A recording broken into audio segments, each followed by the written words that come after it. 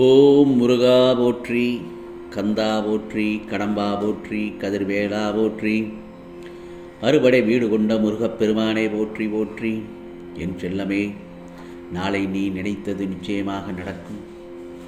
இந்த முருகப்பெருமான் சொல்வதை கேட்டு சந்தோஷமாக தூங்கு. உனக்கான நாளாகத்தான் அமையும். நான் சொல்வதை கேட்பதற்கு முன் முருகா சரணம் என்று ஒரு 6 முறை பதிவிட்டு நான் சொல்வதை கேள் என் செல்லமே. இந்த நாள் உனக்கு எப்படி போனாலும் அதை மனதில் சுமந்து கொண்டு தூங்க வேண்டாம். நடந்தது நடந்து விட்டது, அது கடந்து விட்டது. இப்போது உனக்கு தேவையானது அமைதியான ஓய்வு. இந்த முருகப்பெருமானை மனதில் நினைத்து கொண்டு கண்களை மூடி என் நாமத்தை நினைத்து கொண்டு தூங்கச் சொல்.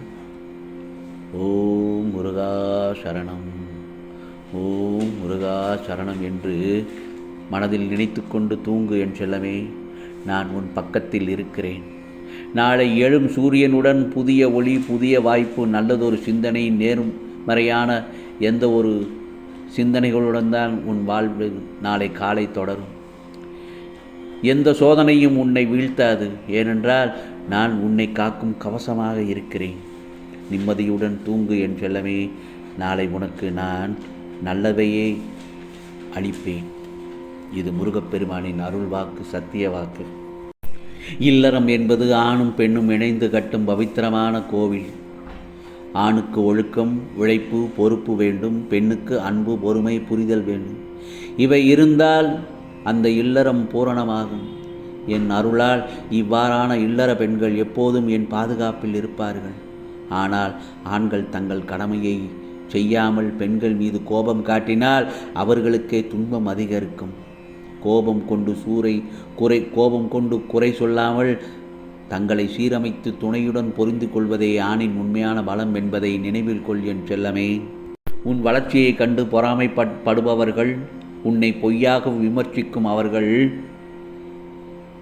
அவர்களை நேருக்கு நேர் வர துணிவில்லாததால் பின்புறமாக பேசுகிறார்கள் உன்னை பற்றி. என் செல்லமே, அவர்களை பற்றி கவலைப்படாதே. அவர்களையும் நான் பார்த்து கொள்கிறேன்.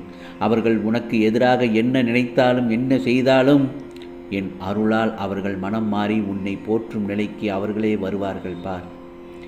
எதிரி கூட உன் நம்பிக்கை முன்னால் தோற்றுப்போய் உன்னுடைய ஆதரவாளனாக மாறுவான். உன் வளர்ச்சியை யாராலும் தடுக்க முடியாது. ஏனென்றால் இந்த முருகப்பெருமான் உன்னோடு நான் இருக்கிறேன் என் செல்லமே. நீ பொருளாதார கஷ்டத்தில் சோர்ந்து, ஓம் முருகா எனக்கு ஒரு வேலை கொடு என்று கேட்டாய். அதனால்தான் நான் உனக்கு ஒரு வாய்ப்பை தந்தேன். அது சிறியதாக தோன்றலாம். ஆனால் அந்த சிறிய வேலையிலேயே உன் உழைப்பையும் உன் நன்றியையும் நான் சோதித்து பார்க்கிறேன். நீ அதில் முழு மனதோடு ஈடுபட்டு செய்தால் அடுத்த கதவை நான் திறந்து வைப்பேன்.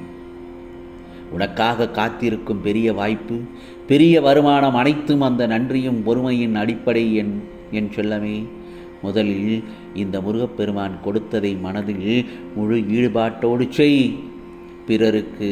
பிறகு உனக்காக நான் பெரும் உயர்வு தர தயாராக இருக்கிறேன். உனக்கு வேண்டியவைகள் யாவையும் இந்த முருகப்பெருமான் நான் செய்வேன். பொறுமையோடு மட்டும் காத்திரு என் செல்லமே. இன்னொன்று சொல்லட்டுமா? உன் அருகில் இருப்பவர்கள் சில சமயம், ஏன் பல சமயம் உன்னை குறை சொல்லிக் கொண்டேதான் இருப்பார்கள்.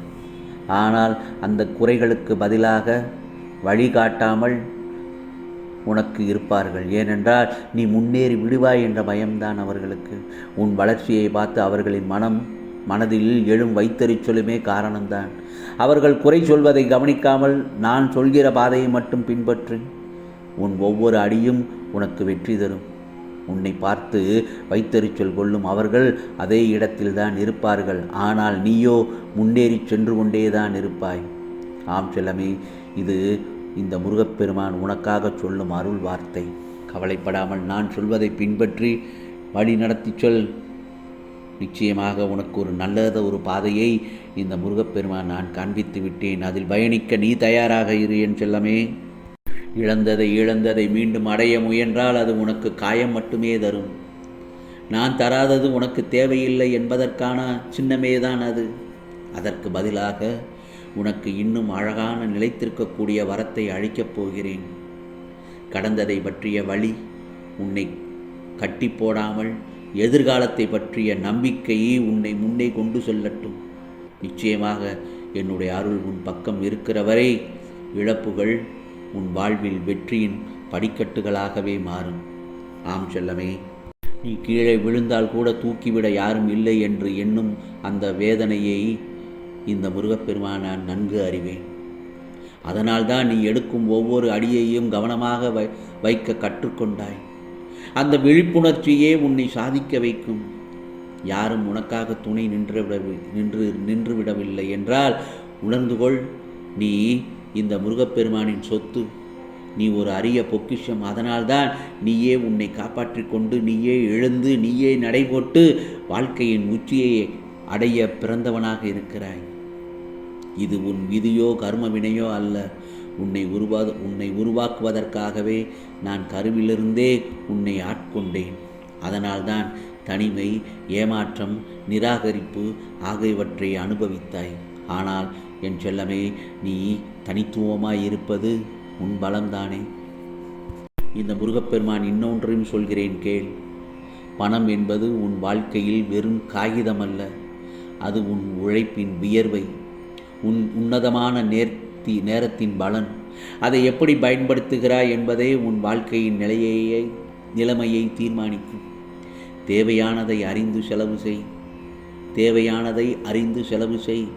தேவையற்ற ஆசைகளில் அதை வீணடிக்காதே. பணம் உன்னை காப்பாற்றும் ஆயுதம் போல சரியான நேரத்தில் அது உனக்கு துணையாக நிற்கும். இன்று உன் கையில் இருக்கும் பணம் நாளைய பாதுகாப்பின் விதை.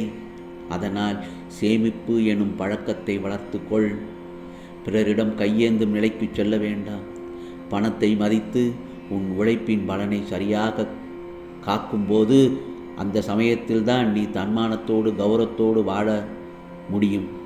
ஆகவே உன்னை நிலைநிறுத்தி காக்கும் பொறுப்பு இந்த முருகப்பெருமானின் கைகளில் தான் இருக்கிறது. பணத்தின் மீது ஆசை இருக்கலாம், ஆனால் அதிக ஆசை வேண்டாம். அளவோடு இருந்தாலே போதும். எல்லாம் நலமான செல்வமோடு வாழப்போகிறாய் என் செல்லமே, கவலைப்படாதே. நீ வாரம் தவறாமல் என் சன்னதிக்கு வந்து தீபம் ஏற்றுகிறாய். உன் உடம்பின் வியாதி நீங்காதது போலவும், வறுமை நீங்காதது போலவும், தடைகள் அகலாதது போலவும் தோன்றுகிறது.